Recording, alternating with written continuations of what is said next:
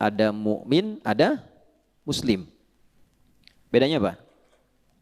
Kalau muslim itu orang yang secara formal telah masuk Islam. Ditandai dengan pengucapan kalimat syahadatin. Asyhadu an la ilaha illallah wa anna Muhammadan Rasulullah. Kalau sudah mengucapkan syahadat artinya muslim. Sudah? Baik, ada yang masuk Islam bersyahadat misalnya 20 tahun lalu, 10 tahun lalu. Nah, Pak Ferdi udah berapa tahun tuh? Ya. Nah, kalau sudah bersyahadat, kemudian sudah matang, nah itu bukan mu'allaf lagi, muslim. Nah, mu'allaf itu dua. Mu'allaf itu satu, orang yang belum masuk Islam, tapi tertarik dengan Islam. Sering ikut kajian, ikut-ikutan berhijab misalnya, kan? Kemudian nanya-nanya tentang Islam. Nah dia boleh disupport dengan bagian dari zakat, tidak harus uang bentuknya. Orang kaya senang kajian, ya belikan buku-buku keislaman, majalah keislaman, difasilitasi. Nah itu kecenderungan yang hatinya lembut untuk menerima Islam, disupport supaya lebih banyak tahu. Yang kedua sudah masuk Islam, tapi kondisinya masih lemah dalam kondisi untuk mendapatkan dukungan. Seringkali misalnya terpisah dari keluarga, dapat tekanan dan sebagainya. Maka golongan muslim yang lain diperintahkan oleh Allah untuk mensupport itu supaya merasakan ketentraman dalam keislamannya, termasuk di bab harta. Maka muncul skema zakat di situ, wal muallafati qulubuhum, ya kan? Golongan keempat di Quran surah ke-9 ayat ke-60 dari 8 golongan penerima zakat. Nah, sedangkan mukmin, orang yang sudah formal masuk Islam dan menjadikan formalitas pengucapan syahadatnya bersemayam dalam jiwanya. Ya, bahasa singkatnya gini kalau terlalu dalam tuh. Kalau mau jadi muslim, Islam, ucapkan asyhadu an la ilaha illallah wa anna Muhammadan Rasulullah. Diucapkan tuh pakai apa? Pakai lisan. Okay? Nah, nanti yang diucapkan di lisan itu muslim. Kalau sampai ke dalam hati, dihayati, dipahami, jadi komitmen. Beda, kalau sampai ke hati itu lain rasanya. Cinta di lisan dengan di hati itu lain. Okay? Cinta itu kalau sudah masuk ke hati, dia akan memberikan segala yang mungkin dipersembahkan. Zik, mana zik? Nah itu ya. Nah, tapi kalau baru di lisan, itu belum jadi komitmen. Hanya pembuka saja. Makanya saya sering katakan, Bapak Ibu yang ikut itikaf, punya anak perempuan, kalau ada, ingat ya, mbaknya siapapun tuh, kalau ada yang mengatakan aku mencintaimu di lisannya, nggak usah percaya tuh.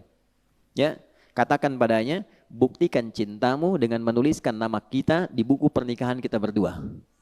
Nah, oh Masya Allah, ada suara tuh. Ya, BPKB ya, buku pernikahan kita berdua. Nah, nanti komitmen itu kalau dituliskan sampai ke hati, wujudnya perhatian. Ya, bukan kata-kata. Ini poinnya.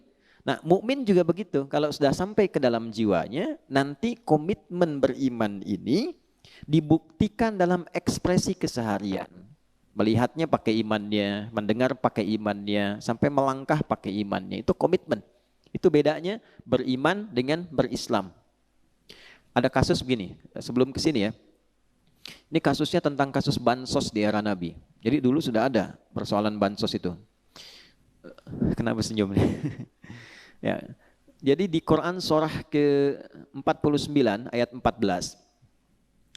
Satu kali ada pembagian bantuan sosial dari Nabi disampaikan, lalu ada orang Arab Badui mengklaim begini, ya Rasulullah, saya sudah beriman, jadi dapat dong saya bagiannya gitu. Oke? Saya sudah beriman, jadi dapat itu bagiannya. Maka menariknya langsung turun ayat. Langsung turun ayat. Qalatil a'rabu amanna qul lam tu'minu. Kan? Walakin qulu aslamna walamma yadkhulul imanu fi qulubikum. Orang Arab Badui datang berkata, saya sudah beriman. Boleh dong kalau beriman menerima bansos, kan? Nah, waktu itu bilang begitu. Nah, Allah langsung memberikan klarifikasi dan menegaskan, ya, lam tu'minu, kamu belum beriman serius. Sebab kalau beriman yang serius itu, hati-hati, ya. Itu arah kebijakan amalnya itu bukan karena materi. Mau ada bansos, mau tidak, ya ke masjid tetap ke masjid. Mau ada bantuan atau tidak, sholat tetap jalan. Jangan karena ketemu Nabi, karena pengen sesuatu. Nah itu tipikal belum iman. Tapi walakin qulu aslamna, katakan kamu baru formal masuk Islam. Walamma yadkhulul imanu fi qulubikum, sedangkan imanmu itu belum sampai ke dalam jiwa. Kalau sudah sampai ke dalam jiwa, sampai ke hati itu, maka tembusan kepada fisiknya seluruhnya adalah bergantung pada keputusan Allah. Yang penting Allah ridha. Mau imamnya siapa tarawih, saya datang. Tidak peduli si fulan atau si fulan. Ada orang atau tidak, saya tetap baca Quran. Nah, kalau masih menjadi muslim itu umum sifatnya. Maka dari itu dalam konteks belajar pun ini yang saya maksudkan, ya.